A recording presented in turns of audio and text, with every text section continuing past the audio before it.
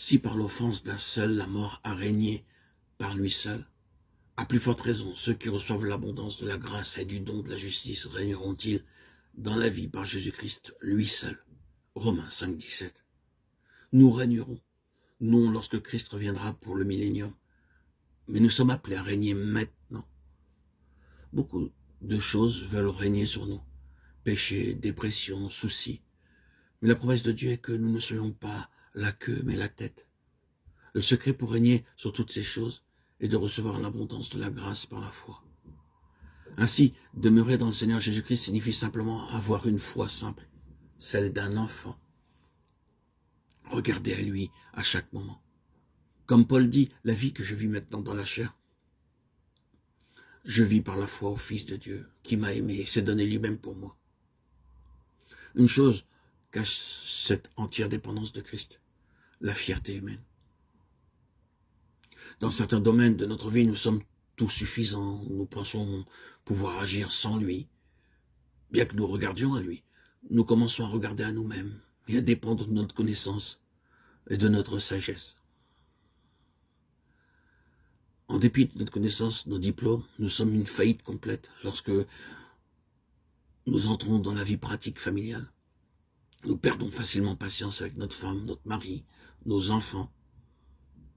Quelle est l'utilité de toute la connaissance accumulée dans notre tête si nous ne pouvons pas vivre en harmonie avec nos enfants, notre mari, notre femme? Nous n'avons pas d'amour parce que nous dépendons de notre connaissance cérébrale plus que sur lui. C'est l'orgueil humain.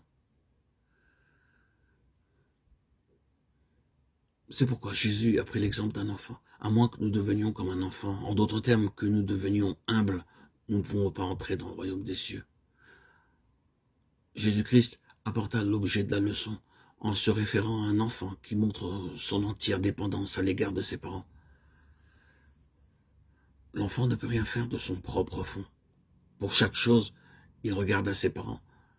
La même vérité est exposée quand Jésus dit « En dehors de moi, vous ne pouvez rien faire ». La simple leçon sous-jacente est que nous devons dire toutes les fois « Seigneur, je ne peux pas, mais toi, tu peux ».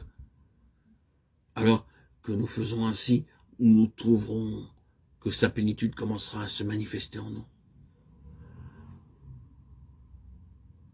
Apprenons, traitons cette simple leçon et vivons pour la gloire de Dieu.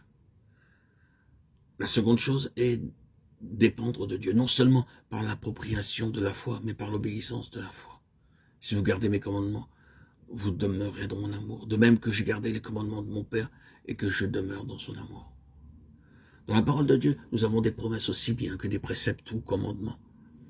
Alors que nous aimons les promesses du Seigneur, nous aimons également les préceptes. Si vous m'aimez, gardez mes commandements. C'est le seul chemin par lequel nous pouvons montrer que nous l'aimons réellement.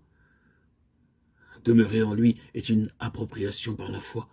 Ce qu'il nous commande de faire est que nous faisons. Et l'obéissance par la foi. Le fruit sera évident dans nos vies. En agissant ainsi, Dieu nous encouragera à marcher dans sa plénitude, à l'expérimenter, à le pratiquer.